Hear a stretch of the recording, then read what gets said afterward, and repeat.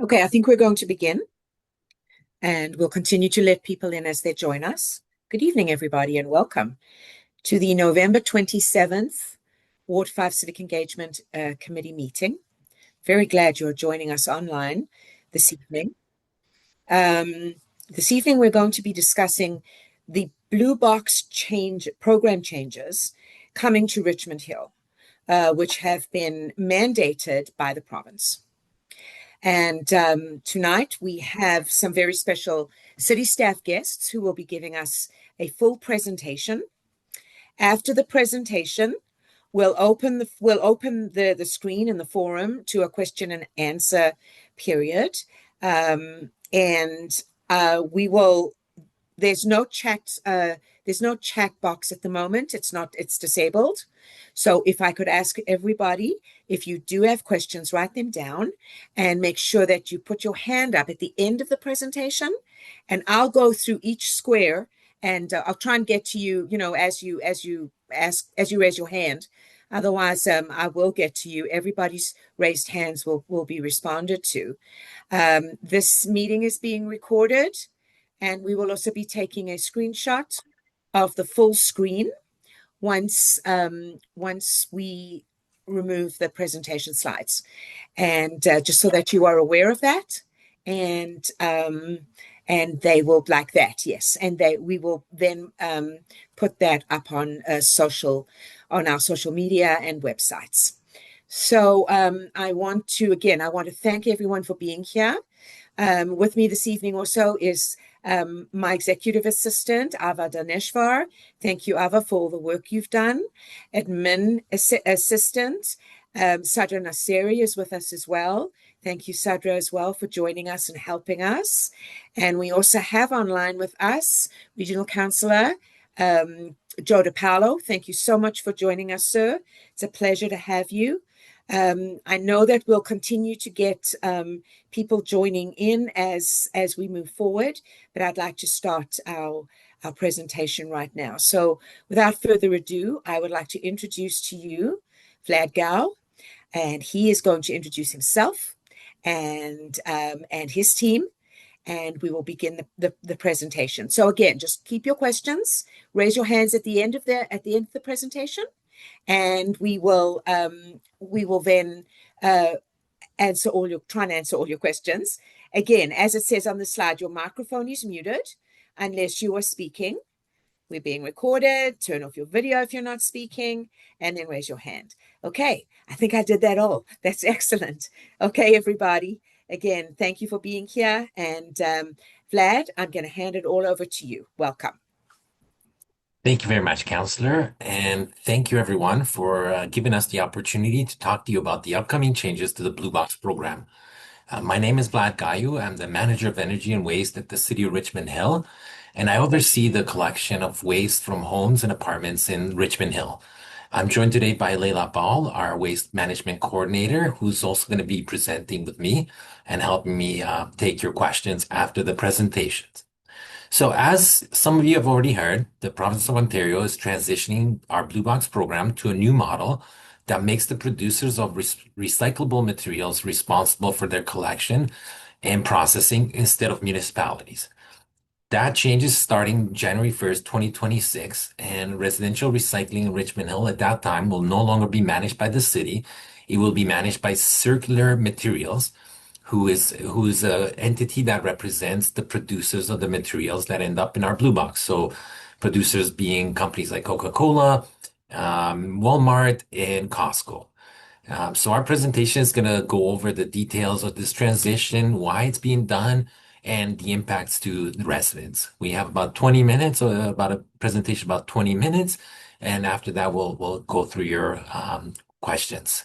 So let's get started. I'm going to share my screen.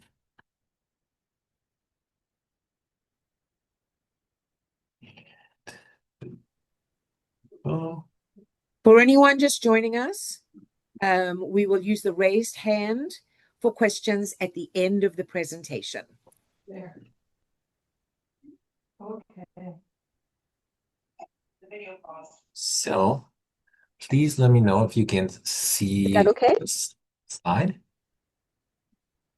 Okay. Can everyone see the slides now? Yeah, we're good. Okay, Good. thank you. Perfect. So, today's agenda, we're gonna cover what the current Blue Box program is and give you just a little bit of a history of that program, which started all the way back in the 80s, and it's been a very successful program. It accounts for 21% of all the waste tonnages that we collect. Layla is then going to go over the legislative changes that are bringing about this transition, and we're going to discuss the eligible and non-eligible sources. So, which sources will be getting collection from producers, and where that will not happen. We'll then just jump into what's changing and what is not changing. And we'll then finish off by looking at our communication strategy to inform residents of these changes and the changes that were needed to our waste collection contract with Miller. So at this point, I'll turn it over to Leila Ball, who will take us through the current Blue Box program. Vlad, and good evening, everyone. So as a lot of you probably already know, Richmond Hill collects blue boxes weekly from homes and apartments. Currently, for single-family homes, blue boxes are co-collected with organics in the same truck. So the trucks are structured in a way where there's a split rear body at the back, where half the truck is equipped to pick up recycling and the other half to pick up organics without the two streams mixing. York Region processes and markets the collected recyclables. And as Vlad mentioned, the current Blue Box program is operating on a cost shared framework where 50% of the costs are covered by municipalities and the other 50 by producers. Miller Waste has been the city's waste contractor since 1999, and our current contract term with Miller began in April 2019 and extends until March 2028.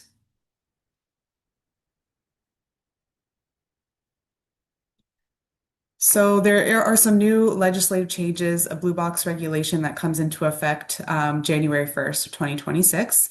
And this new regulation transitions all the blue box programs in Ontario into one common collection system that'll be managed by producers. So what are producers? Producers are companies that supply blue box material into the Ontario market. Some examples include Coca-Cola, Costco, Walmart, and Loblaws, just to name a few, but there are many, many more. Producers will, excuse me, collect and process blue box material from eligible sources, which are predominantly single-family homes and existing multi-residential buildings. So this approach is called extended producer responsibility and is often referred to as EPR, and it replaces the current 50-50 cost-sharing framework that the Blue Box program has been operating under for many years. So under this new EPR framework, producers will have full financial and operational responsibility for the residential Blue Box program. Another term that you may have heard in relation to this regulation is Producer Responsibility Organization, or PRO for short. There are 3 PROs that work in Ontario under this new Blue Box program or under EPR. Circular Materials, or CM, is the main PRO, and they are a nonprofit organization that represents producers, and they have been given the responsibility to administer the common recycling collection system in Ontario, to establish collection and processing contracts, and they're also responsible for the province-wide promotion education for the Blue Box program. So Circular Materials has awarded the recycling contract to Miller Waste for Richmond Hill, Markham, and Vaughan. So Circular Materials will oversee that contract with Miller for the recycling portion, and the city will maintain a contract with Miller Waste for the remaining streams, so garbage, organics, and yard waste. So the new provincial Blue Box regulation will establish a standardized list of acceptable Blue Box materials in Ontario. So currently, if you live in Richmond Hill, you can recycle different things than if you live in Toronto. This new regulation will ensure that there's a standardized list across the province, which will be a very welcome change. It'll also expand the list of acceptable recyclable materials. So a lot of items that we currently have to put in the garbage will actually be accepted in the Blue Box come January. It'll also implement an education campaign to increase diversion and reduce Blue Box contamination, which will be consistent across the province. And this tagline here, Ready, Recycle, Repeat, will become kind of broadcasted across the province as we move into the 2026. So the overarching intent of this new regulation is to provide producers with financial incentives to reduce waste and to improve recycling.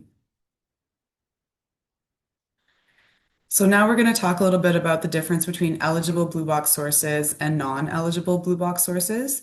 So the regulation defines eligible blue box sources as those that will be collected by producers. So the recycling stream will be collected by producers, and they include single-family homes, seasonal dwellings, existing multi-residential buildings, and specified public spaces. And then on the flip side, there are non-eligible blue box sources. So these are property types that will not be eligible to receive recycling collection by producers in the new year and thereafter. These include industrial and commercial properties, not-for-profit organizations, municipal facilities, daycares, places of worship, campgrounds, and commercial farms. I will mention that the city does intend to continue recycling collection from municipal buildings, so all of our community centers, arenas, and libraries, but that'll be a service offered by the city and not by producers. And there's also been some recent amendments to the Blue Box regulation, which essentially defer collection of recycling by producers until 2031 for specific property types, which include public and private schools, specified retirement and long-term care homes, and new multi-residential buildings. So for Richmond Hill, we don't collect from schools or retirement homes. So for those two institutions, they'll continue kind of status quo with their private arrangements with whichever waste hauler they're currently using. And once 2031 rolls around, they'll be able to register and receive free recycling collection through producers. For multi-residential buildings, the city does collect from a large majority. I think there's only a handful that we don't service. So it's about 115 buildings that are receiving municipal waste collection for all three streams. And come 2031, those existing buildings will receive free recycling collection through producers. The city will continue to collect the other two streams. However, the amendment stipulates that any new multi-residential buildings that are built in 2026 to 2030 will not be eligible for free recycling collection by producers. And so we intend to bring a staff report forward to council in the new year to determine if we, the city, will continue providing that service to new multi-residential buildings at the city's cost, or if we will have those new buildings arrange private collection until 2031 when they are eligible for that service. So what's actually changing in January? The changes are pretty minimal. We should see a seamless transition as we move into the new year. But this slide summarizes the changes that we will see. So residential recycling will be managed by Circular Materials. Circular Materials has contracted a recycling collection to Miller Waste, so they'll be collecting that material on behalf of Circular Materials. Miller Waste will handle all recycling customer service inquiries, so that'll include missed collections, questions about new blue boxes, and anything recycling related. So currently those calls come to Access Richmond Hill, and that will be one change, that residents will have to contact Miller Waste directly.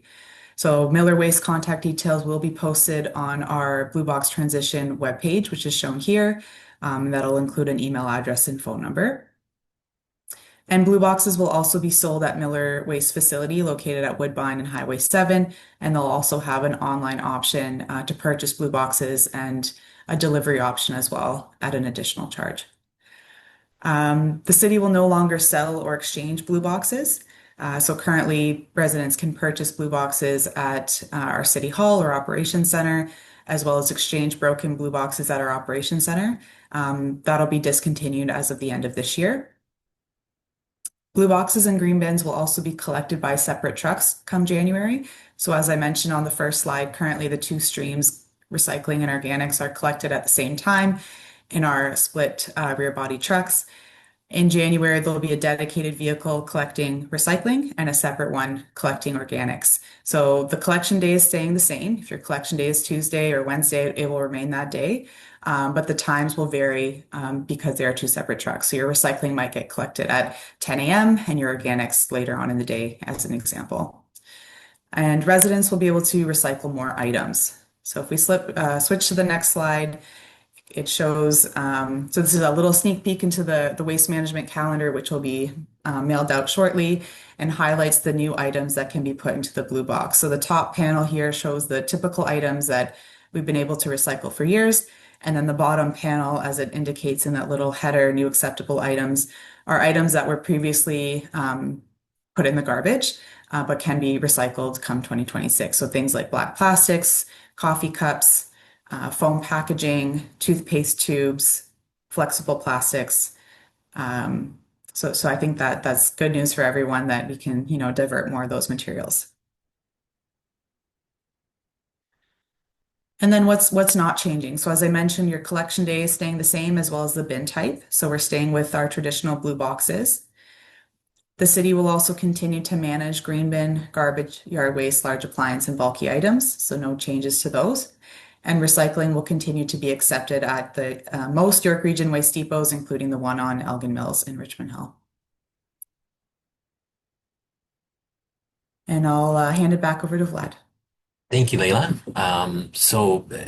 We'll take some questions on that piece after the presentation, but I wanted to highlight to everyone here what we're doing to communicate these changes. So we've kicked off our communication campaign in September this year, and we've taken different approaches to try to get the word out, given the channels that we have available to us. So the main one is, of course, the city's webpage, and on our webpage now we have a dedicated page that speaks to these changes and includes an FAQ, so frequently asked questions.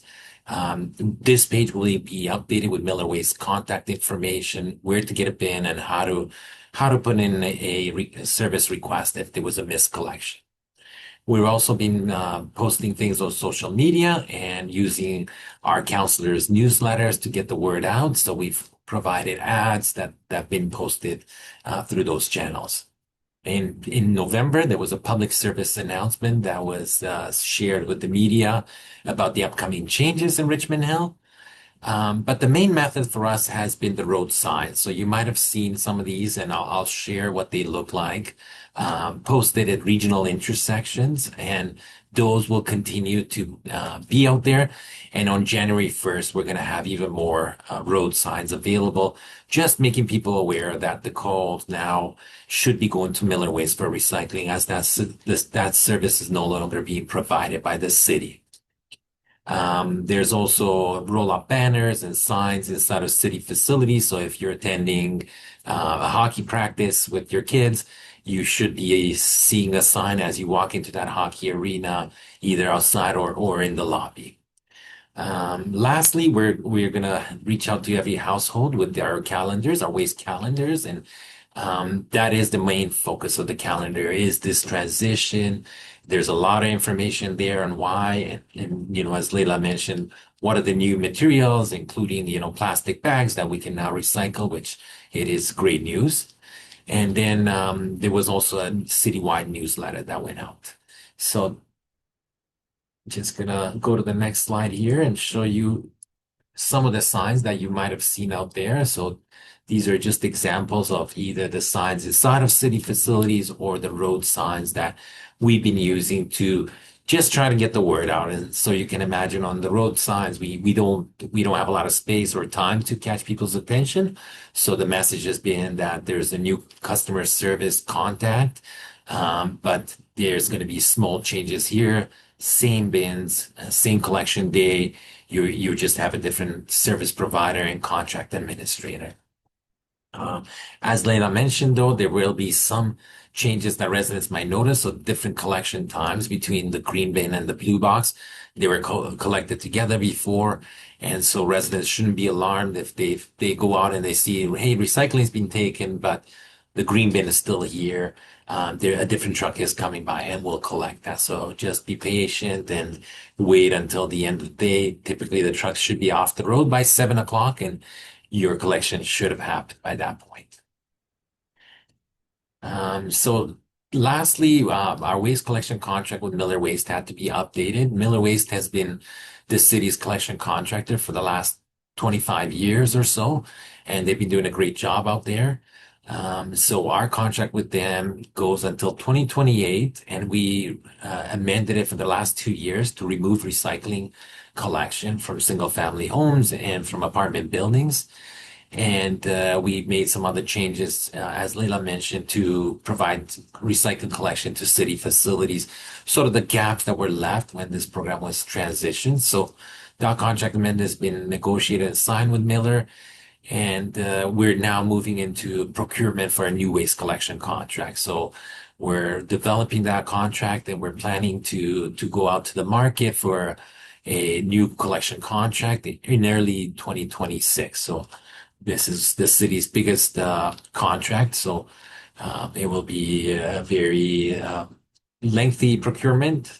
We're hoping to be able to award sometimes in end of April or May 2026 to give the contractor enough time to purchase new collection vehicles for the start of in 2028.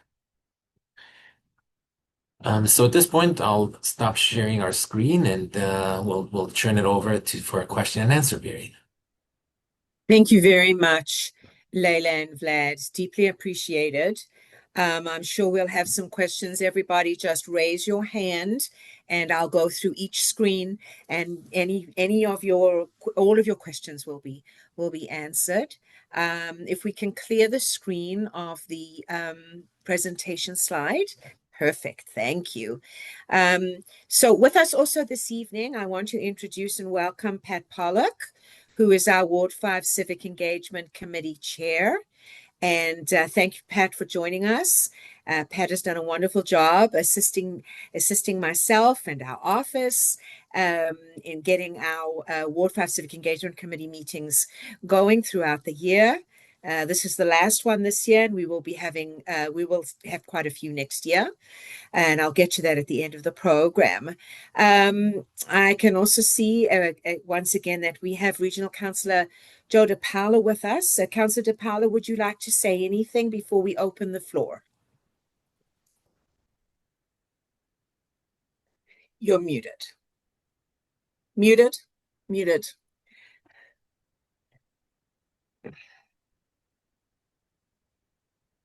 No, that's okay. Still muted. I think it's on your phone. We'll keep on trying. Okay, there you I go. think I've got it there. Okay. Well, hello, everyone. Always a pleasure to sit in on Councillor Silva's ward meetings, and just here to hear. This is for the first I've heard this presentation as well, and this is a change taking place for the city. I think that the key thing is that as a resident, not a lot is actually changing at the end of the road. And what your current practice is not going to change very much, but we've got additional items that are being collected. So I think it's wonderful, and I think it's great that Councillor Silovitz is providing this information session for the people she represents, and I'm just happy to be here. Thanks. My pleasure. Thank you so much, Councillor. Okay, so what we're going to do is we're going to go to an open forum question and answer period. And if you just say who you are directing your question to, so that person can answer. I can see one hand up from Martha already. Just raise your little hands. Kathy has said she'll go over and get this. And if you don't mind, keep your... Get him to let me know when is a good time, because someone's microphone is open. If you could mute yourselves, please, until... very cool thing that he sent to me. Hello, someone, you've got your mic on. Okay, that's better. Thank you. Just unmute yourselves when you're speaking, so that in that way we won't have any feedback or any. I want to kind of. Somebody has an open mic. Can you please tell me who that is? I think it's Martha. If you can mute yourself, there should be a video in the background, probably. Councillor, how about Pat first ask her question and then we go to Martha? Thank you, Martha. Yeah, just keep yourself muted because there's something playing in the background. We can hear a woman talking. And then when you do speak, if it's possible for you to turn your video on, we would appreciate it. Once again, remember, this is being recorded, and we are at some point going to be taking a screenshot of our full screen, which will be uploaded onto social media and online. So what I'm going to do is, Martha, I'm going to go to you. I'll go to you next. Pat, I'm going to go to you first, and the floor is yours. I would like to know, because the producers are more responsible for this, how are costs going to be reallocated, and how are those costs going to affect us? Vlad? Yeah, so I can answer that question. So the Blue Box program we had mentioned previously was already 50% funded by producers. So they each year they would give us half the money that we would spend on collection, and the other half would go to the region for the processing of this material. So that funding, of course, is going away because they're fully funding the program. The other portion of savings, unfortunately, is being used up to because of the loss of collection efficiencies. So currently we have two staff members, one truck collecting blue boxes and green bins. That will no longer be the case since there will be two trucks with separate staff, two staff on each truck. So our collection contract with Miller included a higher rate now for the collection of organics because they can no longer split that collection. Any remaining savings, it's been used up for the communication campaign, CPI or cost of living increases. And so there is no savings, unfortunately, from this contract in the short term, but there will be savings, obviously, in the longer term. So in other words, sorry, Pat. So in other words, our residents won't see any further costs involved here.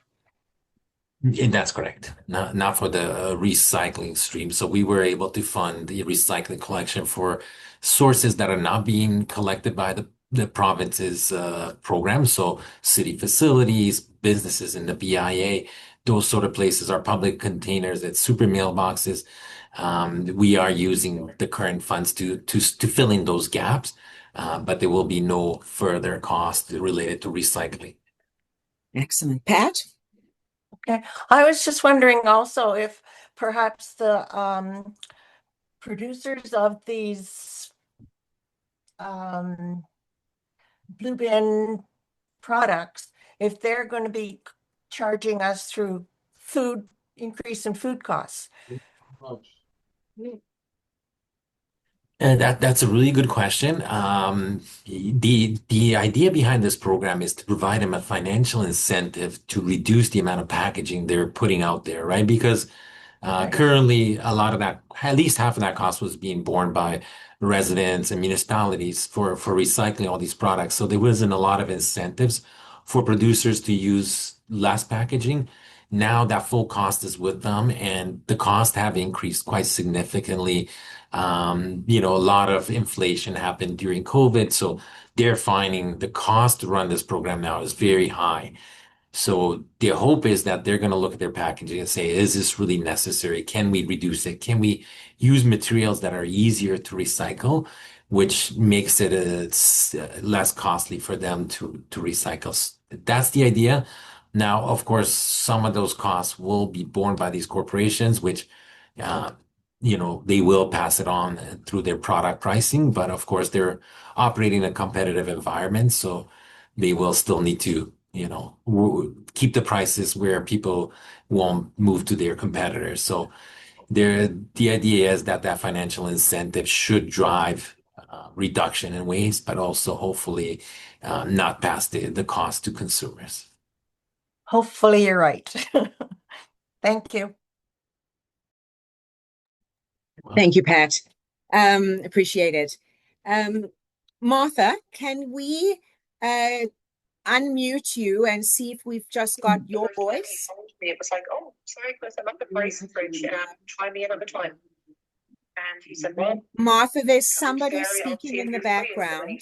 The second time, it was like, oh, perhaps you can just mute yourself again, Martha. And then I'm going to. Because I'm hearing somebody's personal telephone conversation here. It's a woman. Perhaps you can join us through your phone as opposed to your computer. That something is interfering with your audio. Okay, so in the meantime, well, can you hear me now, Councillor Sullivan? Oh, I can hear you now, Martha. Welcome. Okay. Thank you, Councillor Sullivan. Oh, it's Jeff. Hi, Jeff. Jeff Yeah. Green and Martha Forge. Welcome. Yeah, I just have a few questions. I don't know who to direct them to, but that's okay. is it possible to have recycling bins in the parks? Because I notice there's a lot of potentially recyclable materials that are just being disposed of. That's my first comment question. Yeah, and I can help answer that. So, council has approved a level of service for destination parks where the recycling is provided in destinations, so the larger parks, and also at parks with sports fields. So you will see recycling containers in parks such as Richmond Green. We have a Mill Pond where you'll see the two streams, garbage and recycling. Um, the other ones would be Phyllis Rollinson and some of our biggest parks like Lake Wilcox. So all of those parks have recycling, and the soccer, baseball fields, all the sports fields, we typically provide them there because we know there's a lot of water bottles and other containers that could be recycled. In local parks, in neighborhood parks, the smaller parks, we just have garbage cans because we do find there is a lot of contamination, and it's not really efficient to put recycling in these parks as well. And typically both streams end up looking pretty much the same, a lot of contamination, and we unfortunately aren't able to recycle anything there. So there was a pilot program done back in probably 2017 or around there, where this was tried in a number of different parks. And what we found was in the bigger parks and at sports fields is where this recycling worked best. Well, thank you. I just have just a general question, and that is a very small proportion of what's actually put in the blue box actually gets recycled, reused. Do you have any idea on how much does get reused or recycled? Because my figure is that only about 10% of plastics. I know all the aluminum cans get recycled because that's quite a valuable resource. But other than the aluminum cans, possibly the steel cans, how much really does get reused or recycled? That's a very good question. And in the region of York, it's York region that processes this material currently. So local municipalities or lower tier municipalities like us, our responsibility is collection. So we collect it, and the material goes to a transfer station. So currently we use the Earl Turcott transfer station in Markham at Woodbine and Highway 7. And excuse me. And from there, the material flows to the region's recycling depot, where it's separated and then sold to markets. Um, you are correct. Plastic film was something we didn't even accept here because there's a limited market for that material. But under the new system, producers are required to collect that. But the target for them to recover that material is quite low because there's limited markets, and it's a material with limited value. So for plastic, I believe the target is only 20% recycling. Well, for plastic film, so plastic bags and film. For plastic rigid containers, that percentage is much higher, which they have to achieve. So the same applies with paper. It's a much higher percentage. Paper, cardboard, as you mentioned, steel and aluminum, much higher recovery percentages and required targets for producers. And it was the same thing for us as we're currently doing this program. Those materials do have an end market. There's value in them. So it offsets the collection and processing costs. So those materials would have a high recovery rate versus things like the plastic, and some of the plastic containers would have a lower recovery rate and not as many markets. So the way this legislation is going to be, it's going to operate is through targets that are going to be enforced on producers. They're going to be required to show that they're meeting these recycling targets, that this material is getting actually recycled, as opposed to sent to the garbage. They do have an ability to send a certain percentage of the material to the garbage because there is, of course, contamination in the blue box, but it is driven through meeting targets for producers. So it'll be up to municipalities and residents to ensure that the province is holding producers accountable to meet these targets. because there is that possibility that if that oversight and enforcement is not there, they may, back off some of these targets and we'll get less of the environmental outcomes that we're looking for. So that oversight and, pushing them to meet those targets will be required. Now they're progressive targets, so they're starting a little bit lower, kind of saying you have to meet what municipalities were doing in the first few years, and then they're progressive targets. So you're going to have to capture more of the materials you're putting out there and make sure those are being recycled. Yeah, thank you. I just have another comment. I agree with Environmental Defense. That's a ecological organization based in Toronto, and they're trying to get a much higher deposit return system.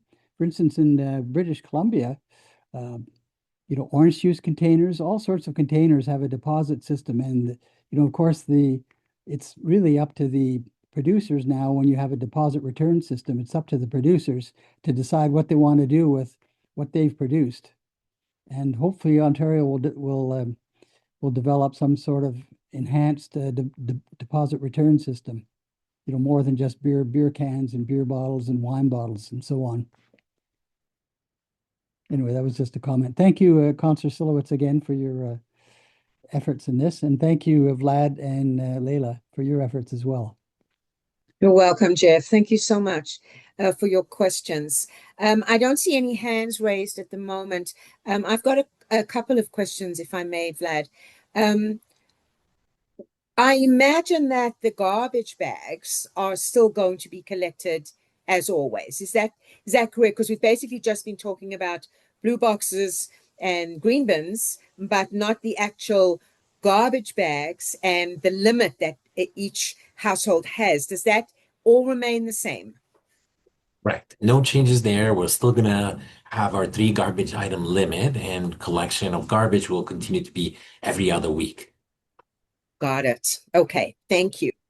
And then with regard to multi-residential buildings like the one I'm in, we have a triple stream, right? So when we go to the garbage room to give our do whatever we have to do with our garbage, it's separated for us.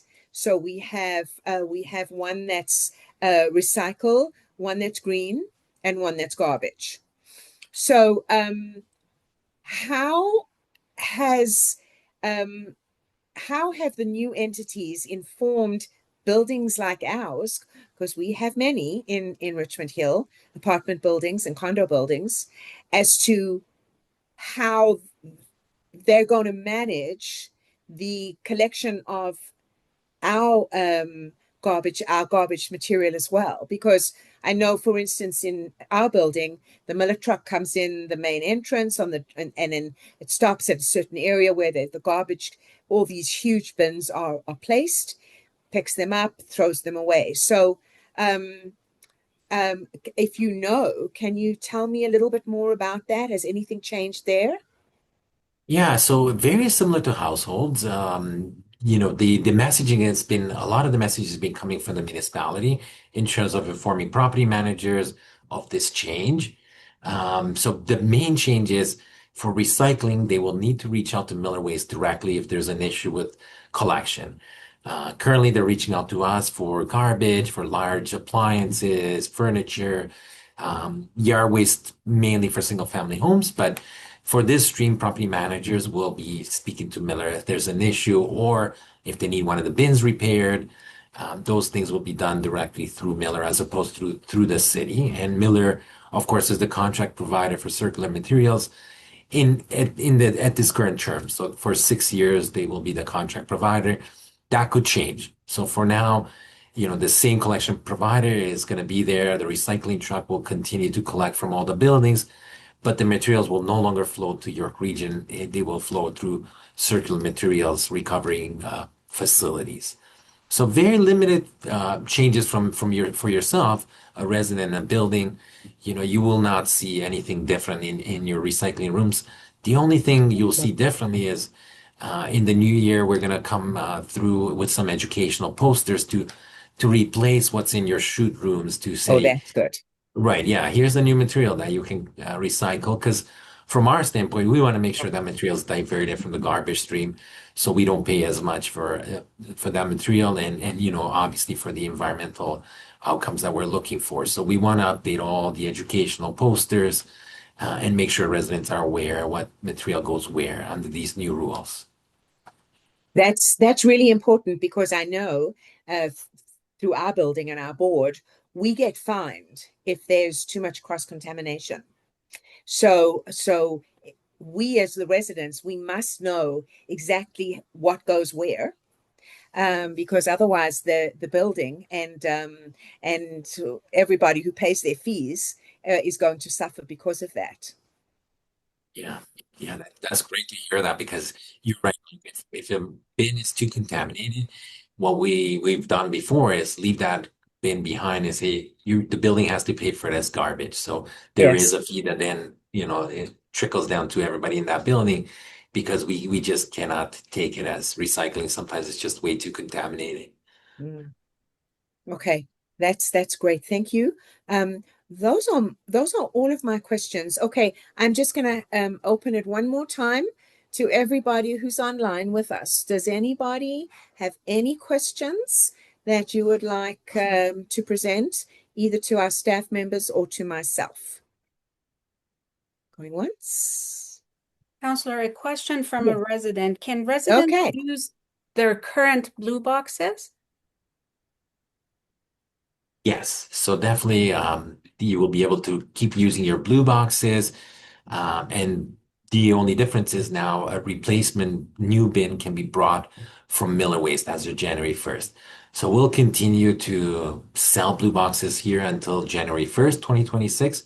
But after that point, they will have to be purchased from Miller Waste. They will have an option to go in person to their office, or you can order it online. And all that information is going to be on our website. And we're going to be, pointing to that quite a lot so that people are aware how to do it and where to order their bins. Okay, that's good. Any others that have come up, Ava? No? Okay. No, Pat, I can see your hand up. Go ahead. Mentioning the blue boxes from Miller Waste, will there be a charge then for those blue boxes, or can they be exchanged like we do now? Our understanding is there will be no free exchanges. So the charge, I believe, is around $15 per bin. Very similar to us. I believe ours is at $16 now. So they're going to charge just about $1 less. But no free exchanges unless there's some kind of proof or evidence that the bin was broken because of the neglect of the collector. So if they, threw it way too hard or maybe ran it over or kicked it or something like that, then I'm sure there will be an exchange. But otherwise, they won't be exchanging for free. Yeah. Now, if we bring in our damaged blue box, we can exchange it. Is that Yes, something that is possible? until Christmas, you can bring it to the operations center and have it exchanged Right. here. But after that, it will be with Miller Waste. Okay, thank you. I would imagine, and this is just off the top of my head because I don't know the answer to this question, but I would imagine, as we do as well, if a bin is damaged directly by Miller Waste, I can imagine that a discussion can be had with them that the bin should be replaced and that there should be no charge, because that's what we do. And I know that that's through my office, we do that a lot as well. So hopefully we'll be able to get that information to Miller as well, and hopefully we'll be able to see that. Okay. Anybody else with a hand? Not seeing anybody. Going once, twice. Okay. Vlad and Leila, would you like to finish on anything in particular that perhaps through the questions and all of that you haven't you felt was missed? One thing I would also like to have clarified by you is that this is provincial, right? This is across Ontario. Okay. Yeah, that's correct. And we're one of the provinces that has followed in this direction. So British Columbia already went ahead to produce a responsibility. I believe it was as early as 2011. a little bit, maybe a little bit later, but they've been one of the early adopters of this system. Now Alberta's going through it and New Brunswick. So there's a few other ones. I believe Quebec is not far behind us or maybe transitioning. I'm not exactly sure the time frame, but around us as well. So it's, it's happening in Europe for sure. And now we're seeing it here, and hopefully we're going to see it in the US as well, because it has to be bigger than just Ontario for producers to start making changes to packaging. If the markets, around us are not requiring them to pay for their disposal of their packaging, they may not, make the changes to their packaging just for Ontario. But if they see it's the bigger markets that are requiring this and they're making them responsible to pay, I think, the message will be there to start limiting the packaging, making it lighter, making it more recyclable, and I think that's gonna help us overall. So I'm positive that this change is gonna eventually lead to better outcomes for us. In theory, it really makes sense. We just now have to see it being applied, and I think we have to be careful with a lot of the lobbying that may happen to try to change some of this legislation and maybe shift the cost off producers. And hopefully our provincial government will sort of stay stern and continue down this path. Excellent. Okay, thank you very much to Leila and Vlad and to your teams and departments who assisted you with putting your presentation together. It was superb. Thank you very, very much, and thank you for joining us this evening. The next Ward 5 Civic Engagement Committee meeting will take place late winter, early spring, and we're looking to have our parks, arborist, horticulture departments to come and speak to us and explain to us how the city takes care of newly planted trees that are already planted, and how we as residents can possibly assist the city in helping to make sure that new trees can actually survive, specifically in climate change weather where we have far more heat and a lot more drought. So that'll come up. Everybody will get you will get an email from us for you to sign on as well, and it'll be on my website and it'll be on all the social media as well. So that's it for this evening. Again, thank you so much, everybody, for joining. On behalf of Pat, on behalf of Ava and Sadra, thank you very much for joining. We will have a recorded package. If anybody wants it, we will let you know, and we'll also be uploading something onto YouTube. So you'll be able to read it through that. You'll be able to use that as well and share it with anybody else that you wish. Ava, do you wish to say anything? No, thank you. Okay, thank you. Thank you. Okay, everybody, have a wonderful evening. And if I don't see you before Christmas, happy holidays to everybody and happy New Year. May you all have a wonderful, happy, healthy, and safe holiday season. From my office to all of you, thank you very much. Good night. You. Bye, Thank you. everyone. Thank you. Bye.